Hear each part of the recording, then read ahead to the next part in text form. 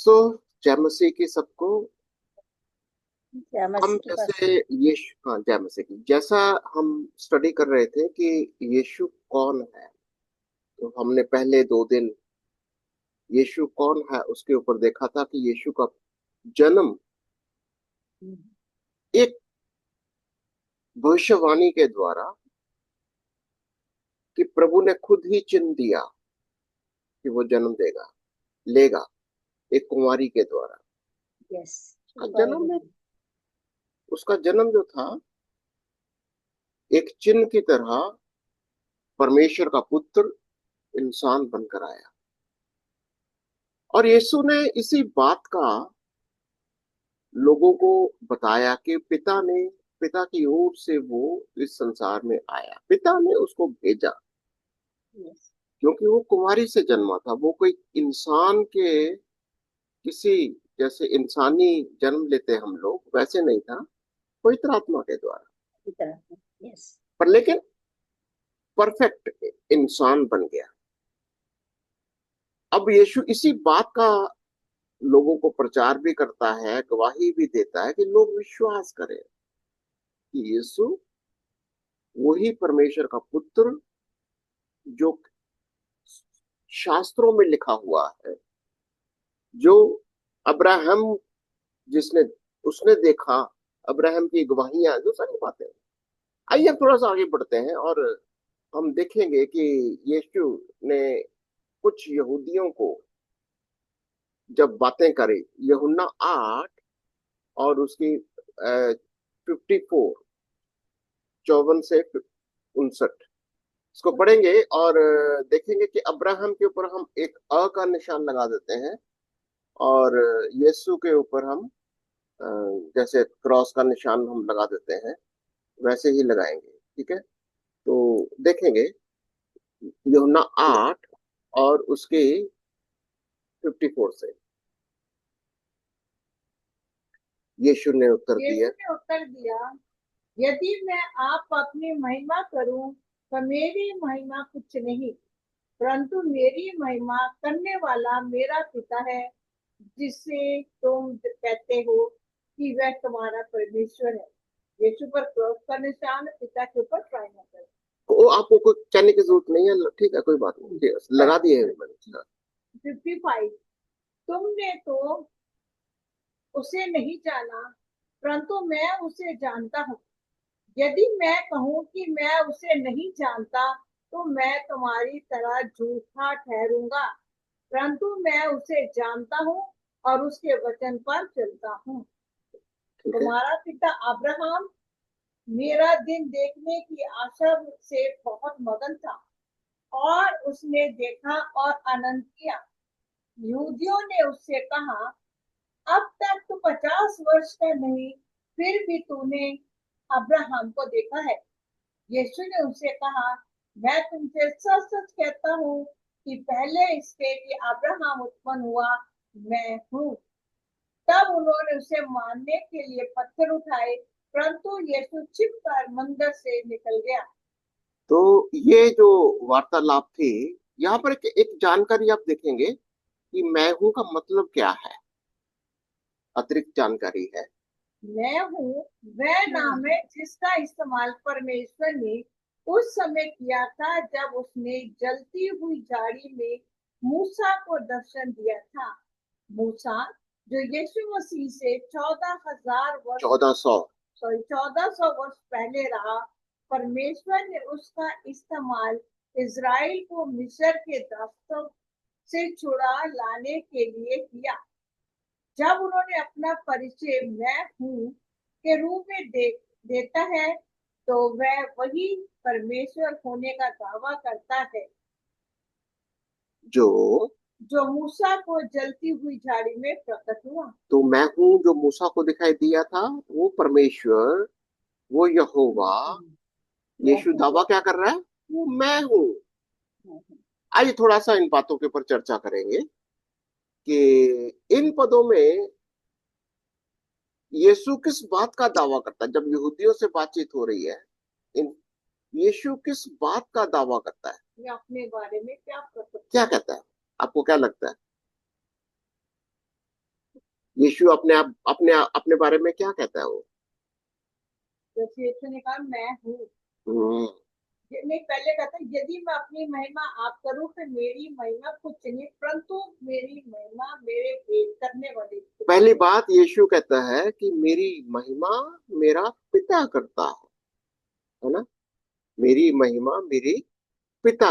अच्छा, अगर आप कहेंगे महिमा का मतलब क्या होता है, महिमा क्या होती है? Glory.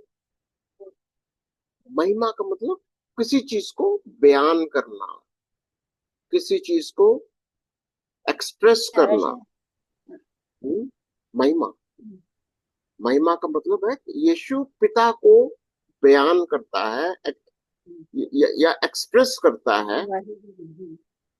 पिता पुत्र को बयान करता है, पुत्र पिता को बयान करता है, या एक्सप्रेस फिगरेटिव। गवाही, गवाही भी कह सकते हैं ना। नहीं, गवाही एक अलग चीज है, अच्छा। बयान एक्सप्रेशन है। एक्सप्रेशन। यीशु, जैसे यीशु कहता है मेरे अंदर पिता है, मुझ में पिता, मैं अगर मुझे देख लिया मेरे पिता को हाँ देख तो लिया। ये यस। ये ये इसको महिमा कहेंगे। यीशु पिता को महिमा देता है, यानी यीशु को देख लिया, पिता को देख लिया। एक्सप्रेशन इसको अंग्रेजी में कह सकते हैं, he is the expression of God. ये कह रहा है वो। तो देखेंगे एक चीज कि यीशु, पिता अपनी महिमा पुत्र से करता है, और पुत्र अपनी महिमा, हाँ, पुत्र पिता की महिमा करता है, पिता पुत्र की महिमा करता है। ओके, और यीशु के बारे में क्या समझ में आता है? तो तुमने उसे नहीं जाना, परंतु मैं उसे जानता हूँ। किसे नहीं जाना? पिता। पिता। तुम लोग पिता को नहीं जानते, तुम लोग परमेश्वर को नहीं जानते जिसे तुम अपना परमेश्वर कहते हो, पर लेकिन मैं उसे जानता हूँ। अगर मैं कहूँ कि मैं उसे नहीं जानता, तो तुम्हारी नाई झूठा ठहरूंगा, तो मैं तुम्हारी तरह झूठा हूँ। ओके, और क्या कहता है? परंतु मैं उसे जानता हूँ और उसके वचन पर चलता हम्म, और अब्राहम के बारे में क्या था? तुम्हारा पिता अब्राहम मेरा दिन देखने की आशा से बड़ा बहुत मगन था। क्या? अब्राहम को जब दिखाई दिया था यहोवा, मैंने कई बार कहा जब भी पुराने नियम पढ़ते हैं, जब हूँ। यहोवा आप लिखते हो तो आप उसको उसको क्रॉस का निशान लगा लो। यस। अब्राहम को कौन दिखाई दिया था? वो यहोवा दिखाई यहोवा। दिया। तो अब तो अब्राहम ने जब यहोवा को देखा, तो किस दिन का वो था कि ये आएगा, एक यीशु को दिन देखने आएगा। उसको कहता मेरा दिन देखने के लिए पर बड़ा मगन था, बहुत मगन आनंदित था, था। हाँ, जब देखने के लिए आशा से बहुत मगन। तो यहूदियों ने जब ये सुना तो क्या किया? अब तक तो 50 वर्ष का नहीं, फिर भी हाँ। तूने अब्राहम को देखा है। क्या अभी आ, यहूदियों की समस्या क्या है? यीशु को सिर्फ फिजिकल, शारीरिक तरीके से समझना चाहते हैं। समझ रहे हैं। हाँ। यीशु शरीर के अनुसार तो वो भी 30-32 साल का है, हम्म, पर लेकिन आत्मा में यीशु कब कहा है? बोला मैं आदि से हूँ, आदि से। आदि से। अब्राहम से भी पहले का मैं हूँ। हम्म, है ना? तो यहूदियों की जो समस्या है ये, कि यीशु को वो सिर्फ शरीर के अनुसार देखते हैं। और और यीशु के बारे में क्या समझ में आता है? यीशु यीशु ने उसे कहा, हाँ, यीशु ने उनसे कहा मैं तुमसे सच सच कहता हूँ कि पहले इसके कि अब्राहम उत्पन्न हुआ मैं हूँ। ओ, तो इससे आदि से। पहले कि अब्राहम उत्पन्न हुआ, मैं हूं, या मैं था, या मैं रहूंगा, ये तब उन्होंने उसे मारने के लिए। पत्थर उठाए, परंतु खड़े यीशु हुए। मंदिर से निकल गया। ओके, तो यीशु कौन है? अभी सवाल ये था, यीशु अपने बारे में क्या दावा कर रहा था? आप क्या लिखना चाहोगे यहाँ पर? यीशु अपने बारे में क्या कहना चाह रहा है वो? यीशु कौन है? मैं अब्राहम के पास। क्या हूं मैं? यीशु, यीशु क्या है? यीशु इज इक्वल टू क्या है? मैं हूँ। मैं हूँ कौन है ये? मैं हूँ। मैं हूँ कौन है ये? इसका मतलब कौन है ये? यहोवा। यहोवा इसका मतलब है मेरे वो ईश्वर होने का दावा कर। परमेश्वर। जिसको तुम परमेश्वर कहते हो वो मैं ही हूँ। हम्म, यीशु किस चीज का दावा कर रहा है? तो मैं ही यहोवा हूँ, मैं यहोवा ही हूँ। परमेश्वर हूँ, मैं ही अब्राहम से पहले का हूँ। ठीक है। तो यहूदियों ने यीशु के दावे का कैसे विरोध किया? जब यीशु ने कहा कि मैं अब्राहम मेरे को देखने के लिए पड़ रहा है। तो यहूदी सवाल देख, सवाल पढ़ी मैंने, टिक मार किया हुआ सवाल। अब तक तू 50 वर्ष का नहीं हुआ, फिर भी तूने अब्राहम को देखा। ओहो, और फिर क्या किया उन्होंने? उन्होंने उसे पत्थर पत्थर उठाए, और यीशु छिपकर वहां से चला गया। पत्थर मारने लगे, पत्थर मारने, छिपकर मंदिर से निकल गया। पत्थर मारने लगे, यानी यीशु को मार डालना चाहते थे। क्यों? क्योंकि यीशु अपने आप को परमेश्वर का पुत्र ईश्वर का यानी पुत्र परमेश्वर कहते कहता है। हैं। यस। हम्म? और यीशु ने उनके विरोध, देखो, ये सवाल पढ़िए जरा। यीशु ने यीशु ने विरोधियों का उनके विरोधों का, जवाब प्रयुक्त कैसे दिया? अच्छा क्या किया उसने? उसने क्या झगड़ा किया? नहीं। नहीं। हम्म? नहीं। वहां पे क्या किया उसने? ये बड़ा बहुत बहुत जरूरी है। आज अगर कोई आपकी गवाही को ग्रहण नहीं करता, मानता नहीं है, हमें क्या करना चाहिए? लड़ाई करते हैं कुछ, जैसे यीशु को के सामने पत्थर उठा लिए ये, तो यीशु ने क्या किया? चुपके से मंदिर से साइड में हो गया। डिसाइड हो गया, मंदिर में चला गया। बिल्कुल छिप गया अपने आप को। हम्म, देखो, छिपा गया। प्रभु का वचन हमें क्या सिखाता है? यीशु ने कोई विरोध नहीं किया, बल्कि छिप गया। मंदिर से निकल गया। छिप कर निकल गया, छिप कर बाहर चला गया, बाहर चला गया। ठीक है ना? आप ऐसे छोटे छोटे अपने कमेंट्स को लिख सकते हो, जो जो भी आपने देखा। कैसे उसने, कोई उसने आर्ग्यूमेंट नहीं है, वो अपनी बात को करता है, और बात को अगर ग्रहण नहीं करते तो वो चुपचाप वहां से चला जाता है। तो ये सवाल है, आपको क्या लगता है किस बात से यहूदी क्रोधित हुए? क्यों? वे होंगे कि उन्होंने पद 59 में यीशु को मारने के लिए पत्थर उठाए। क्यों? पद 59 देखो जरा, क्या लिखा है? ये था ना, यीशु ने उनसे कहा, मैं तुमसे सच सच कहता हूँ कि पहले इसके कि अब्राहम उत्पन्न हुआ मैं हूँ। तब उन्होंने उसे मारने के लिए पत्थर उठाए और है यीशु उठाया। परंतु ये यीशु परमेश्वर छिपकर होने का दावा मंदिर कर रहा से निकल गया। ठीक है। तो इंटरेस्टिंग है। एक और चीज देखते हैं, इब्रानियों को भी पढ़ेंगे, इब्रानियों को पढ़ेंगे, पहला अध्याय और पहली 3 आयतें, हिंदी और दर्शन फिर पढ़ोगे आप? 10 से है। मैं 12। पढ़ लेती पढ़ो। इसमें देखे, ध्यान से देख लेना, पुत्र और या यीशु के समेत में क्रॉस का निशान लगाएंगे, और हूँ। परमेश्वर के ऊपर हम पिता का निशान लगाते हैं। ओके। इब्रानियों 1:1 से 3 तक।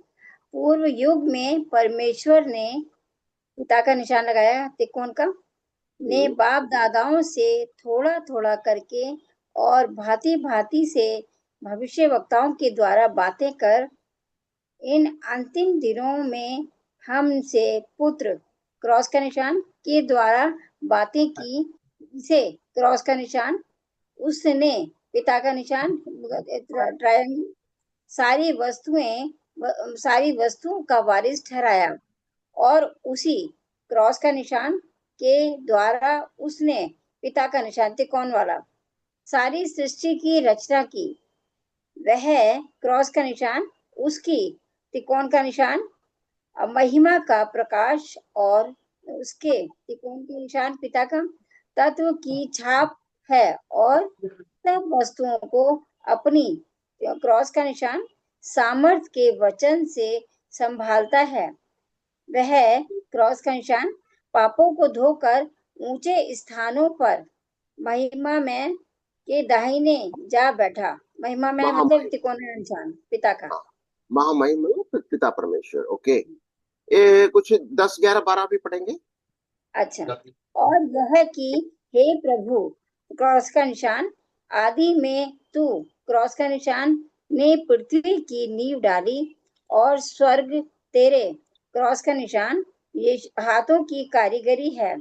11 वे तो नष्ट हो जाएंगे परंतु तू क्रॉस का निशान बना रहेगा और वे सब वस्त्र के समान पुराने हो जाएंगे और तू क्रॉस का निशान उन्हें चादर के समान लपेटेगा और वे वस्त्र के समान बदल जाएंगे पर तू क्रॉस का निशान वही है और तेरे क्रॉस का निशान वर्षों का अंत ना होगा।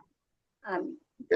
बिल्कुल वही अभी देखेंगे कि पहला सवाल आप देखेंगे, बिल्कुल ध्यान दे देना है कि कैसे। पहला सवाल है, परमेश्वर ने हमारे बाप दादाओं पूर्वजों से कैसे बातें की, वह अब हमसे किस तरह बातें करता है। कैसे? बिल्कुल आप इनसे इन आयतों को देखिए। इब्रानियों का हमने देखा था पहला अध्याय और पहली आयत से, पूर्व युग में परमेश्वर ने बाप दादों से कैसे किया बात। थोड़ा थोड़ा कर थोड़ा थोड़ा भविष्य वक्ताओं के द्वारा, थोड़ा थोड़ा करके भविष्यद्वक्ताओं के द्वारा बातें की थी, पर लेकिन अंतिम दिनों में हमसे किसके द्वारा बातें की? उत्तर के द्वारा। पुत्र के द्वारा। अंतिम दिनों में, यानी अंतिम दिन कब से शुरू हो गए? आपको क्या लगता है अंतिम दिन कब से शुरू हो गए?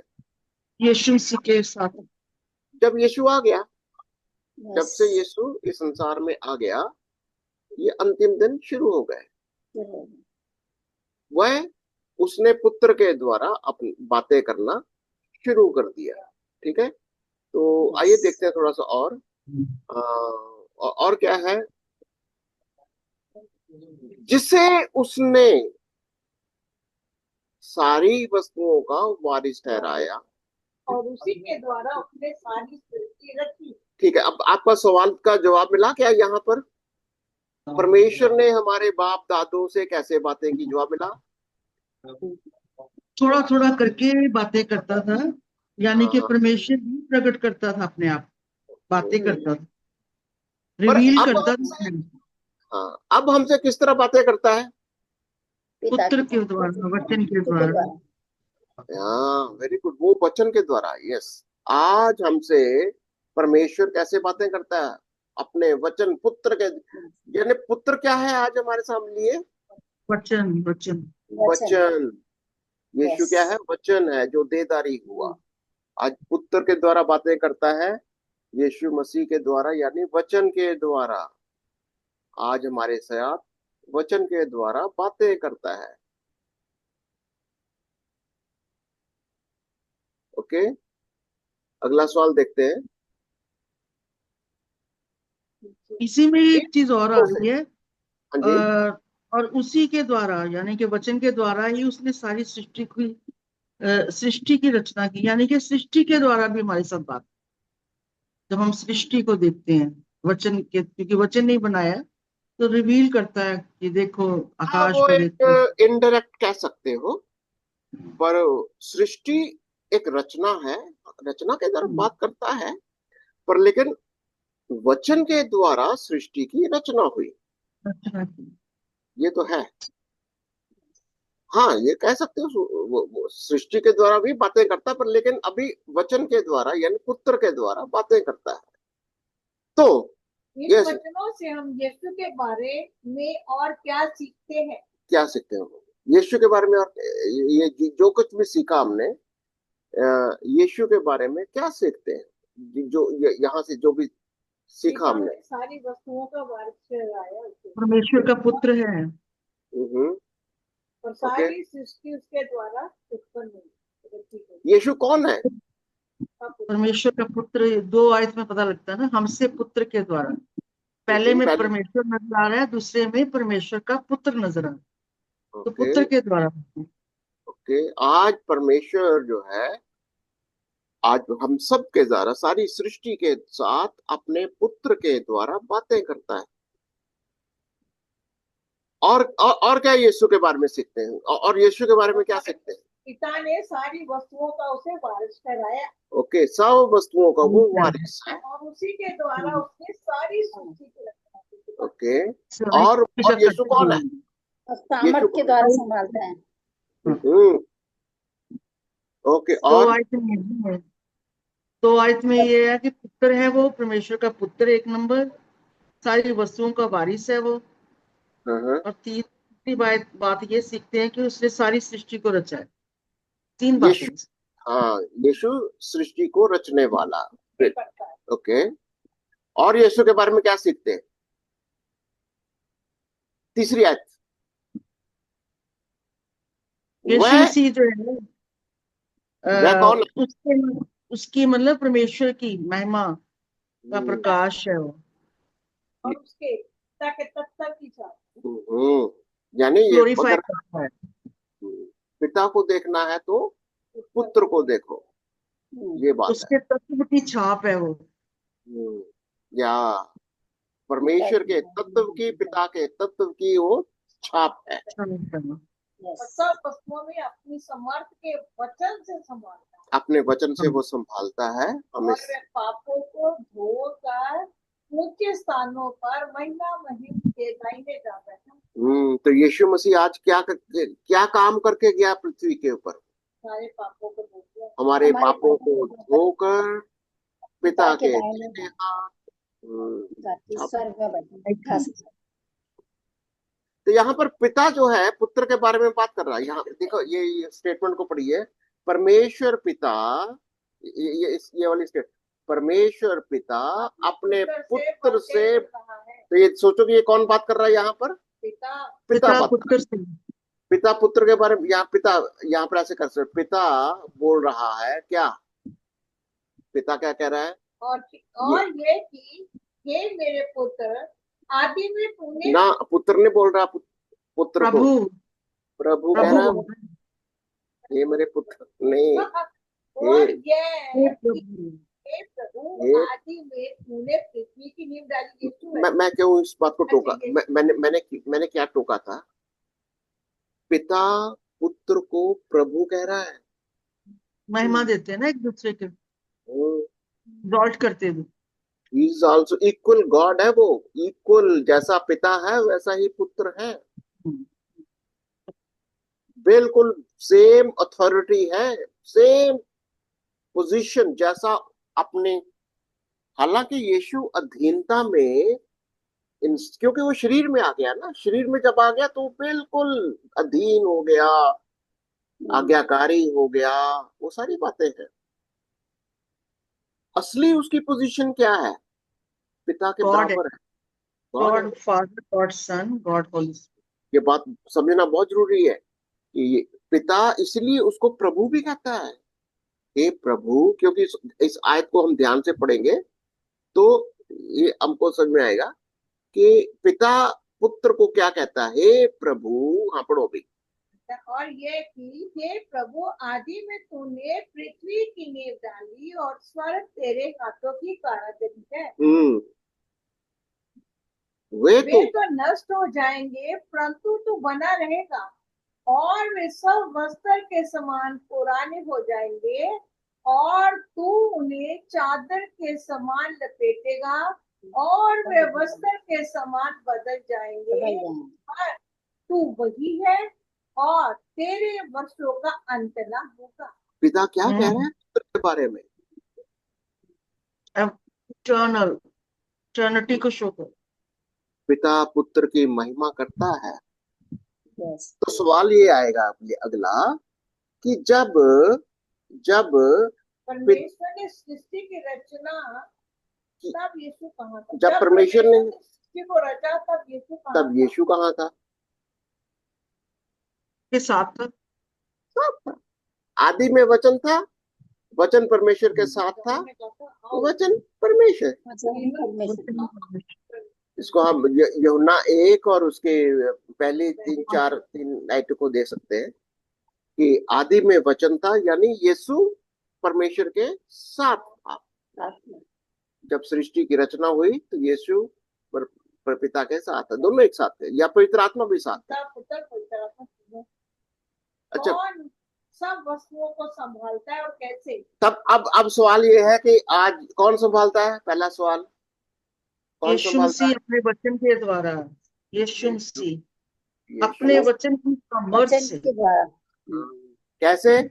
सामर्थ्य, वचन की सामर्थ, यीशु की सामर्थ, वचन की सामर्थ से, वचन की सामर्थ, सामर्थ्य के द्वारा। वचन की सामर्थ के द्वारा। ये तो आज हमारे लिए वचन को पढ़ना कितना जरूरी है। आज हमारे लिए वचन की इम्पोर्टेंस क्या है। आज हमारे साथ वचन। यीशु। और ऐसे कभी कभी फील, जो मेरा अपना पर्सनल एक्सपीरियंस कह सकती हूँ, कि जो हम बोलते हैं ना वो एक्टिवेट होता है। तो वचन, वो खुदा कई बार हमारे से भी काम लेता है ऐसे। बिल्कुल, पतरस यही तो कहता है, पतरस 4:11 में शायद वो कहता है, ऐसा बोलो जैसा तुम परमेश्वर का वचन परमेश्वर बोलते का हो। वचन है, वो एक्टिवेट होता है। हमारे द्वारा वो अपने, क्योंकि हमारी वाणी क्या है? हमारी वाणी यीशु की वाणी होनी चाहिए। जैसा यीशु बोल रहा है, पिता बोल रहा है, ऐसी वाणी हमारी होनी चाहिए। बिल्कुल ठीक है। पर लेकिन अगर हम ये सोचे, देखो ये वचन में लिखा है, परमेश्वर देहधारी हुआ, तो वो देहधारी हम लिए हुए हैं, और उसका वचन जो हम हमारे वही बीच वचन में हमारे चलता अंदर जब आ जाता है तो हम है। भी उसी को तो नया जन्म कहते हैं। हाँ, जब तो यीशु, जीवन, तो तभी तो हम कहते हैं he is living God, living, he is living in इसीलिए अस। नया जन्म है देखो, ये जब तक हम शरीर में आते हैं, पैदा होते हैं, हम मिट्टी हैं, बिल्कुल मिट्टी हैं। पर लेकिन जब यीशु आ जाता है हमारे अंदर, वो पिता आ जाता है, पवित्र आत्मा आ जाता है, फिर हमारा अंदर से क्या निकलता है? तोता। वचन। वो वचन का सोता। हम कैसे बन जाते हैं फिर? हम यीशु के जैसे बन जाते हैं। हमारी पहचान यीशु की पहचान बन जाती है। ठीक है ना? तो इसी तरीके, हालांकि हम परफेक्ट, देखो हमेशा मैं इस चीज को बार बार कहता हूं, हम परफेक्ट नहीं हुए। हम तो अभी, जैसे फर्स्ट करंथियन चैप्टर 13 में लिखा हुआ है, जब वो सर्वसिद्ध आएगा तब हाँ, हम उसको जब वो देखेंगे। आएगा हम सिद्ध हो जाएंगे। हम सिद्धता की ओर बढ़ते जा रहे हैं। दौड़ रहे हैं। ये बात को याद रखना है। परफेक्ट कौन है? यीशु मसीह, यीशु प्रभु मसीह। यीशु मसीह, परफेक्ट सन ऑफ गॉड। हमने उसको ग्रहण किया, विश्वास किया, अपने अंदर ग्रहण करके हम, हमारी कोशिश ये है, विश्वास ये है कि हमारे मुंह से निकले हुए वचन किसके वचन हो? यीशु के वचन। यीशु के वचन हो। ठीक है ना? दोनों आगे चल रहे हैं। तो सवाल है, यीशु अब कहाँ है? पिता के दाहिने हाथ। पिता के दाहिने हाथ, उनके स्वर्ग के स्थानों सिंहासन पर महामहिमन के दाहिने जा रहे। पिता के देखो कहां पर है? पिता के दाहिने हाथ, पिता के सिंहासन पर। एक पहला दाहिने हाथ, पिता के पहले बोलते हम लोग क्या बोलते हैं? दाहिने हाथ। दाहिने हाथ का मतलब उसी राइट हैंड। सिंहासन पर, उसी सिंहासन पर जहां पिता है। जहां पिता है, जहां पिता है उसी सिंहासन पर। इसको समझने की बहुत जरूरी है कि यीशु उसी अथॉरिटी में, जिस अथॉरिटी में पिता है, उसी अथॉरिटी में पुत्र है, उसके अथॉरिटी में वहां बैठ गया। क्या कर रहा है वो वहां पर हमारे लिए? हमारे प्रार्थना करते हैं। हमारी कमजोरियों, हम जब भी हम कमजोर होते हैं, हमारे अंदर कुछ भी कमी घटी आती है, हम किस चीज का दावा देते हैं या पुकारते हैं? यीशु के लहू का यीशु वास्ता के देते हैं। नाम से। कि यीशु के लहू की वजह से हमारे गुनाह माफ होते हैं। यीशु के मरने और जी उठने में हम पाप और मृत्यु की शक्ति के ऊपर जयवंत होते हैं। इन बातों का जब हम दावा करते हैं तो यीशु मसीह स्वर्ग से क्या बोलता है? आमीन मेरे बेटे, गॉड ब्लेस यू, यस मैंने ये किया है, तेरे लिए मैंने जान दी है, तेरे लिए मैं मरा, तेरे लिए मैं जी उठा, ये कह रहा है वहां बैठकर। हमें करना क्या है?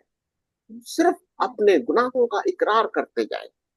हम जहां कमजोर हैं, जहां हमारे अंदर कुछ भी घटी आ रही है, उसको यीशु के चरणों में ले आओ।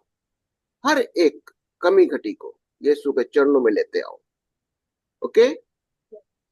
और फिर क्या होता है? पृथ्वी की नींव किसने डाली और स्वर्ग किसके हाथों की कारागरी है? किसकी है ये? यीशु के। यीशु की। यीशु मसीह के हाथ। यीशु के द्वारा। यीशु के हाथों की कारागरी। पृथ्वी की नींव किसने डाली? यीशु के द्वारा। स्वर्ग किसके हाथों की कारीगरी है? यीशु के द्वारा। ठीक है? तो अगला सवाल है, यीशु स्वर्ग और पृथ्वी के साथ क्या करेगा? क्या करेगा? अभी हमने क्या पढ़ा था, क्या करेगा ये? चादर के अगर समान। चादर के समान लपेट बदल, जैसे हम लोग बिस्तर की चादर नहीं बदल देते, चादर के सम हमने क्या पढ़ा अभी? चादर के समान वे तो नाश हो जाएंगे, लपेटेगा।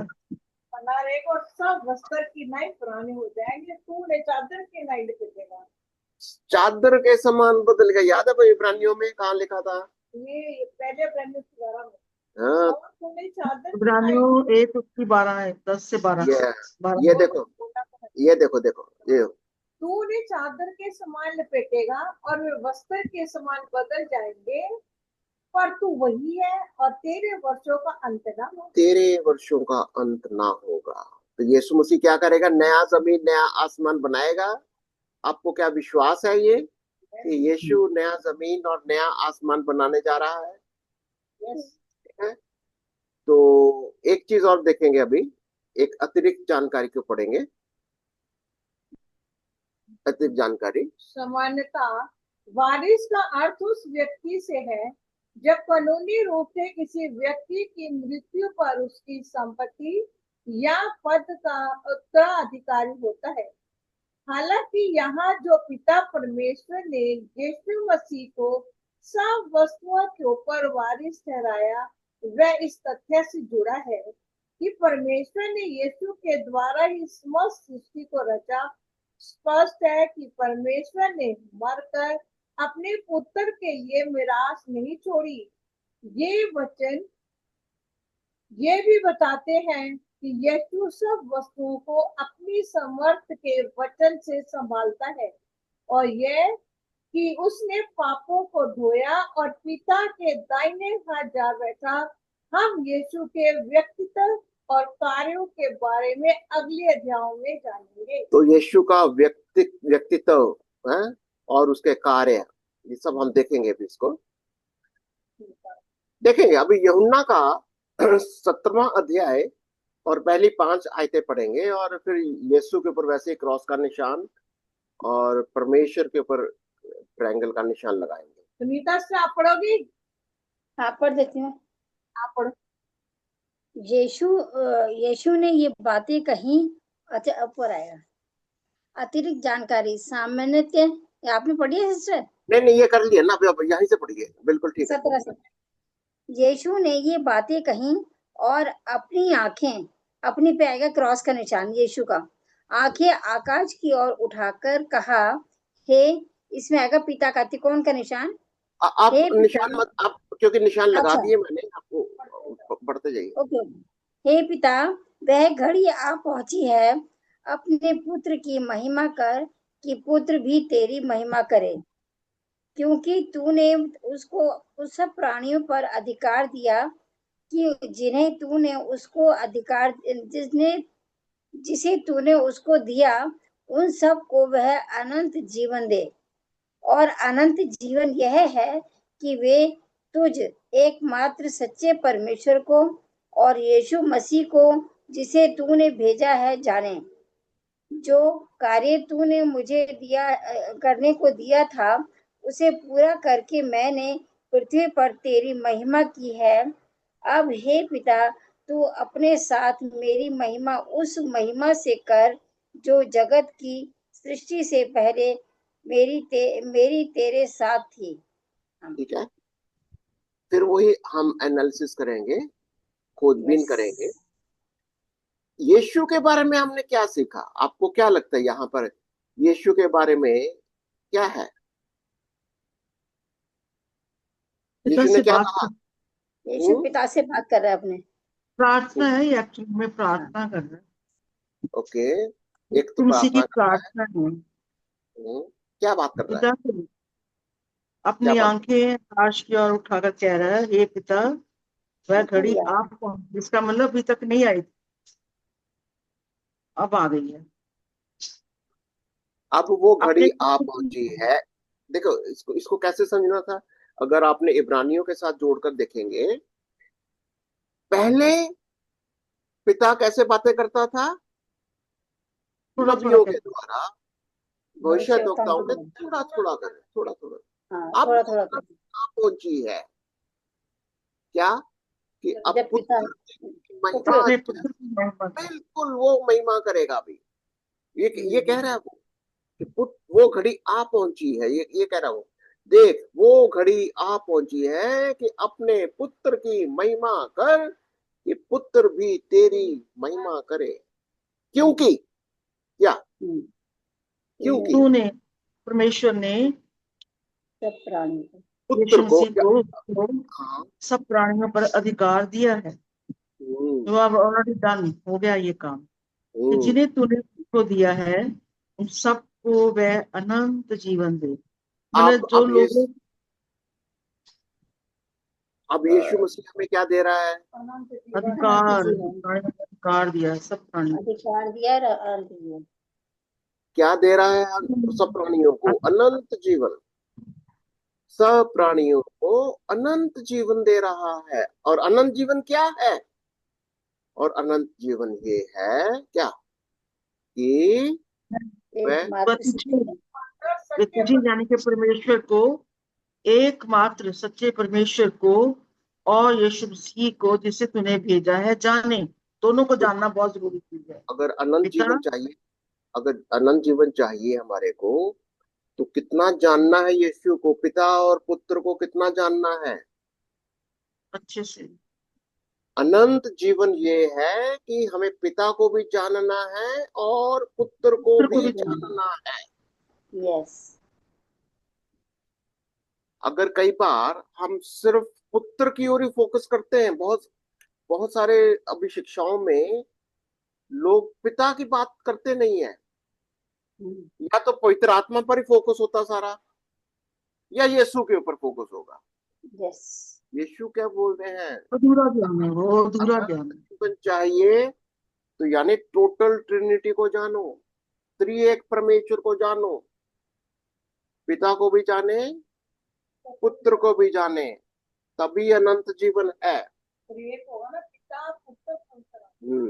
तो यहाँ पर यही, हाँ, अभी प्रार्थना में तो यही कह रहा है वो कि मुझे क्या अनंत जीवन ये है कि वह तुझे एकमात्र सच्चे परमेश्वर को और यीशु मसीह को जिसे तूने भेजा है। हम्म, जो कार्य तूने मुझे करने को दिया था उसे पूरा करके मैंने पृथ्वी पर तेरी महिमा की है। क्योंकि अभी तक परमेश्वर क्या कर रहा था? बिना पुत्र के भविष्यद्वक्ताओं के द्वारा बातें कर रहा था। अब अब पुत्र के द्वारा कुछ भी नहीं, अब सब कुछ ओपन है, सब कुछ खुल्लम खुल्ला यीशु अधिकार के दे रहा है द्वारा ना। सब कुछ उसने एक्सप्लेन कर दिया। पिता ने बता दिया कि मैं कौन हूं, पुत्र कौन है। सारी बातें, परमेश्वर की बातें उसने पुत्र के माध्यम से सबको बता दी। और पर्दा हट गया ना बीच का।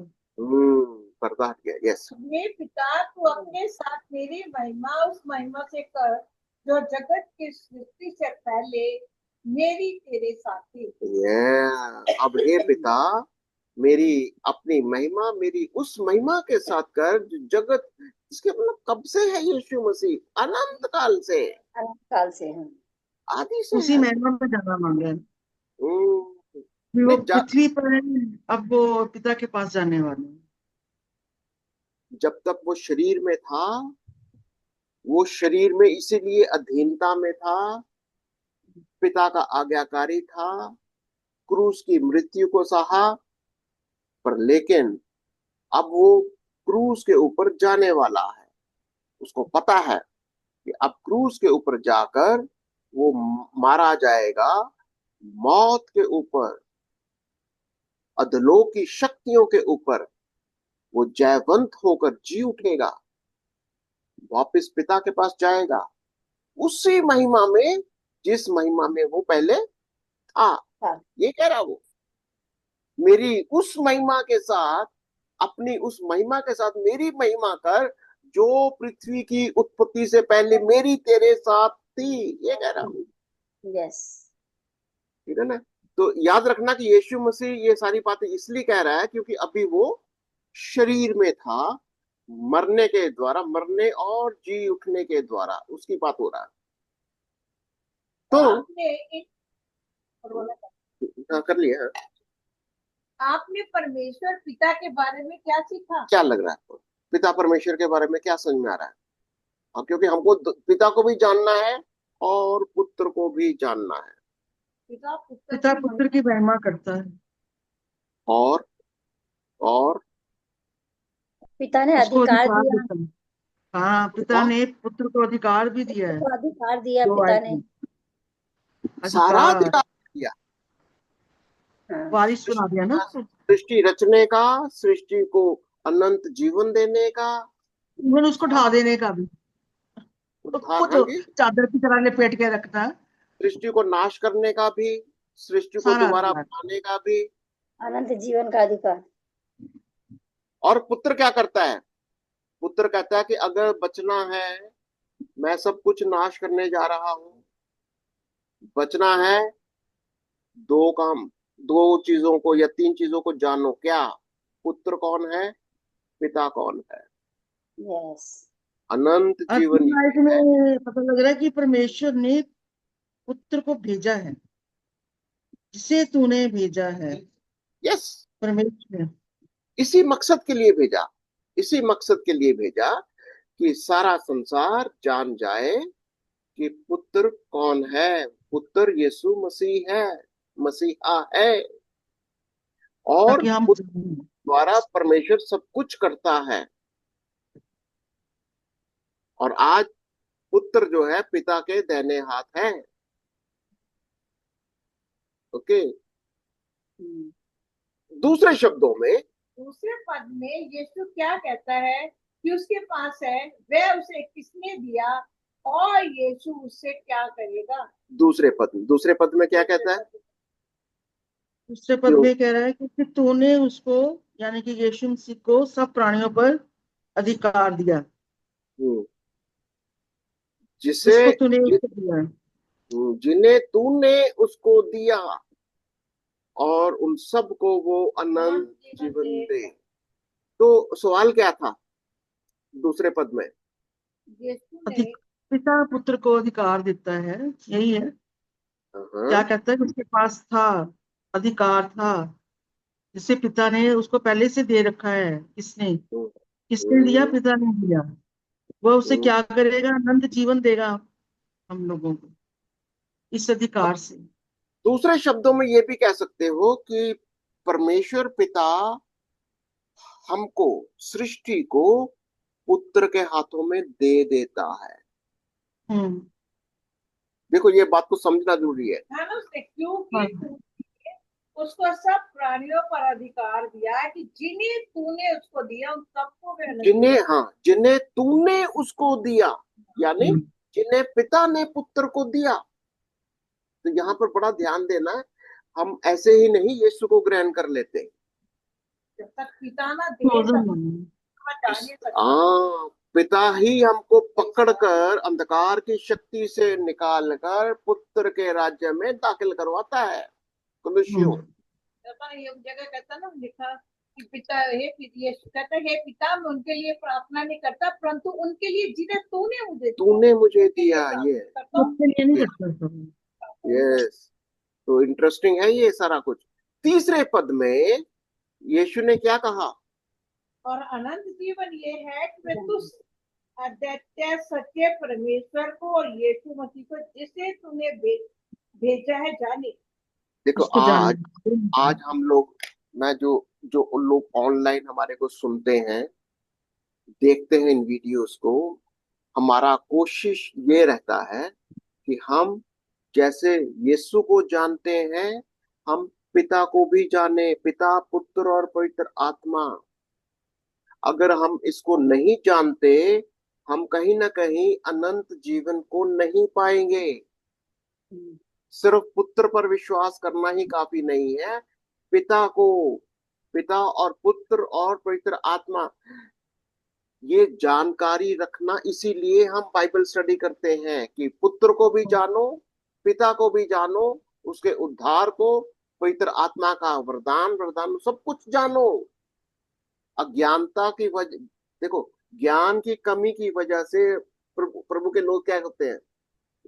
कुछ नबी क्या कहता है? नाश हुए जाते हैं, नाश। ज्ञानता की वजह से, है ना? ज्ञान की कमी के कारण प्रजा नाश हुई जाती यस। है। तो पद 5 में यीशु ने समव्य क्या होने का दावा किया? क्या आपने देखा कि ये किस प्रकार उन सब के साथ समन्वय में है जो हमने पिछले प्रश्नों में यीशु के विषय में सीखा था? क्या दावा किया? पद 5 में यीशु ने क्या दावा किया? पिता पुत्र की महिमा का जैसा वो था वैसा। पद 5 में जेनेसिस यीशु 1 का 1 में जैसे लिखा हुआ ना, जैसे हाँ, पिता पुत्र पवित्र आत्मा रहते थे, वो ही महिमा आज भी दिखती है। जगत होने से पहले का महिमा आज को तो यीशु के बारे में पहली सीख। यीशु की महिमा, कौन है यीशु? बिल्कुल वही God, he same God, like God the father, God the son, यहोवा। पुराने नियम में जो मैं जो पहले हूँ, था। जो मैं हूँ, देखो अगर आप मैं चाहता हूँ जो लोग बाइबल स्टडी करना चाहते हैं, सीरियसली पुराने नियम से, उत्पत्ति से शुरू हो जाओ। परमेश्वर को ट्रायंगल जैसा निशान लगाओ, यहोवा को क्रॉस लगा लो। मैं आपको समझाने के लिए कहता हूं यहोवा, क्योंकि जब आप देखेंगे पहले अध्याय के अंदर, उत्पत्ति का पहला अध्याय से शुरू करो, आपको पिता का दर्शन आएगा। दूसरे अध्याय में जब आदम की सृष्टि होती है, तब यहोवा आ जाता है। क्यों? यहोवा ने यीशु। मनुष्य को मिट्टी से बनाया। क्यों? हाँ, यीशु मसीह मिट्टी बनकर, इंसान बनकर नीचे आना मांगता है। पहला आदम, जो कि सिर्फ उसकी पहचान में बनाया, कैसा? आत्मा में। द फर्स्ट मैन, जो जो स्वर्ग में बनाया गया, उसने मनुष्य को बनाया। आओ हम मनुष्य को नर और नारी अपने करके समान। बनाए, अपनी अपने समान। समानता। पर लेकिन जब यहोवा ने बनाया, उसने उसको मिट्टी में से निकाला, सृष्टि में से निकाला। ध्यान दो, यहोवा के काम देखो ध्यान से। यहोवा ने मिट्टी से क्यों बनाया? आपको मेरे को क्योंकि इस मिट्टी को अब वो अपने जैसा बनाएगा। कैसा? जैसा वो है। वो पिता से निकला, मिट्टी बनकर, इंसान बनकर आ गया मिट्टी जैसा। हालांकि वो पवित्र आत्मा से जन्मा, पर लेकिन हम जैसे लोगों को अपने साथ मिलाना चाहता है। जहां वो है, कहा जहां मैं हूं, वहां तुम रहोगे। आपको बाइबल पढ़ने में मजा आ जाएगा, आनंद आ जाएगा, और आपका नजरिया बदल जाएगा कि परमेश्वर का वचन आपको कितना आनंदित भी करता है। तो अगला देखते हैं क्या लिखता है, संक्षेप में पढ़ेंगे इसको। इस अध्याय में कोई पढ़ेगा? मैं पढ़ती हूँ। हम्म, हम्म, सिस्टर आप पढ़ने होंगे हो, सिस्टर कोई बात बता नहीं, रहे। आप पढ़ो। आप इस पढ़िए अध्याय सिस्टर। में इस अध्याय में हमने देखा कि यीशु परमेश्वर का पुत्र है और उसे इमैनुअल, परमेश्वर हमारे साथ, कहा गया है। हमने देखा कि भविष्य का शासन यीशु के कांधों पर होगा। उसका नाम अद्भुत युक्ति करने वाला, पराक्रमी परमेश्वर, अनंत काल का पिता और शांति का राजकुमार है। यीशु की प्रभुता और शांति सर्वदा बढ़ती रहेगी और उनका अंत न होगा। उसका राज्य न्याय और धार्मिकता का होगा। वह पृथ्वी पर सदा सर्वदा के लिए राज्य करेगा। हमने ये भी देखा कि आदि में वचन परमेश्वर के साथ था और सब कुछ उसके द्वारा अस्तित्व में आया। सब कुछ का अर्थ सृजी वस्तुएं हैं। वह महिमामय है और अनुग्रह तथा सच्चाई से परिपूर्ण है। यीशु अदृश्य परमेश्वर का प्रतिरूप है और परमेश्वर की सब सृष्टि में पहलौठा है। सृष्टि की सारी वस्तुएं स्वर्ग की हैं कि हो अथवा पृथ्वी की, देखी या अनदेखी, सब यीशु के द्वारा और यीशु के लिए रची गई। वह सब वस्तुओं में प्रथम है और उसी में सब वस्तुएं स्थिर रहती हैं। यीशु ने स्वर्ग और पृथ्वी की नींव डाली है। समस्त सृष्टि के करोड़ों तारे और आकाश गंगाएं उसके हाथ की कारीगरी हैं। एक दिन वह उन्हें लपेट देगा। हम इस विषय में और अधिक अपने अंतिम अध्याय उसके दूसरे आगमन के बारे में पढ़ेंगे। कितना जरूरी है कि हम यीशु को जाने कि वो परमेश्वर है, क्रिएटर है। ये चांद सितारे, जितनी गैलेक्सीज हैं, तारा यस। मंडल है, वो चादर के समान उठाकर फेंक देगा। क्या बात है! हम ऐसे ईश्वर की, हम ऐसे प्रभु की, अपने प्रभु की, हमारा परमेश्वर है वो यीशु, हम उसकी आराधना करते हैं। प्रार्थना करेंगे, प्रमिला प्रार्थना करिए, और उन लोगों के लिए भी प्रार्थना करिए जो हमारे साथ यूट्यूब में, फेसबुक में जुड़ जाते हैं और लगातार परमेश्वर की आराधना में जुड़े रहना चाहते हैं। आइए प्रार्थना करते हैं। धन्यवाद करते हैं पिता परमेश्वर आज की शाम के लिए। प्रभु, अपने सृजनहार को याद करने का उन्हें मौका दिया। पिता परमेश्वर, उन्हें अपने प्रिय पुत्र को हमारे लिए भेजा ताकि वो हमारी तरह एक इंसान बने, पापी कहलाया, हमारा सारा बोझ अपने ऊपर ले लिया।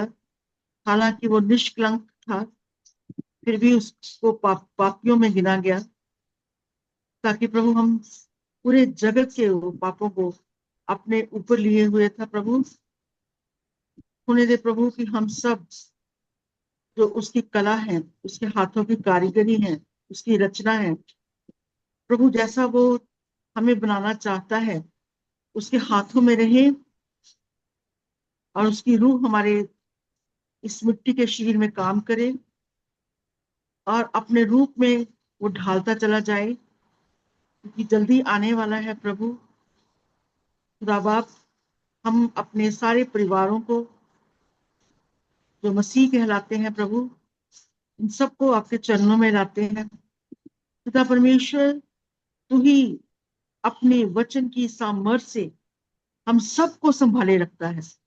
तेरा वचन जिसको तेरे लोग प्रभु प्रिय जानते हैं, उससे लिपटे रहते हैं, प्रभु तुझे याद रखते हैं। तूने उनको अपनी आंख की पुतली समझता है। तू कहता है कि ये मेरी आंख की पुतलियां हैं। पिता, हम सबको संभाले रखना, हर दुख दर्द तकलीफ से बचा के रखना।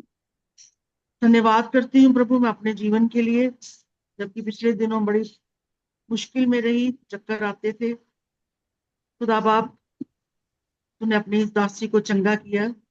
हालांकि उस तकलीफ में भी तू मुझे लिए फिरा, चलती फिरती रही, तेरे लिए काम करती रही। प्रभु तेरी महिमा स्तुति करती रही। प्रभु तेरी सारी बातों के लिए मैं धन्यवाद करती हूँ। पिता परमेश्वर, हमारे अजीज जितने भी हैं, जितने भी रिश्तेदार हैं और जितने लोग प्रभु तेरे में बने हुए हैं, उन सब की ऐसी रक्षा करना। अपने आप को, अपने पूरे ग्रुप को, हम सब एकजुट होकर ऐसे बने रहें और जितने लोग नहीं आ रहे हैं उनको भी लेकर आना, ताकि हम सब मिलकर प्रभु तुझे जान सके।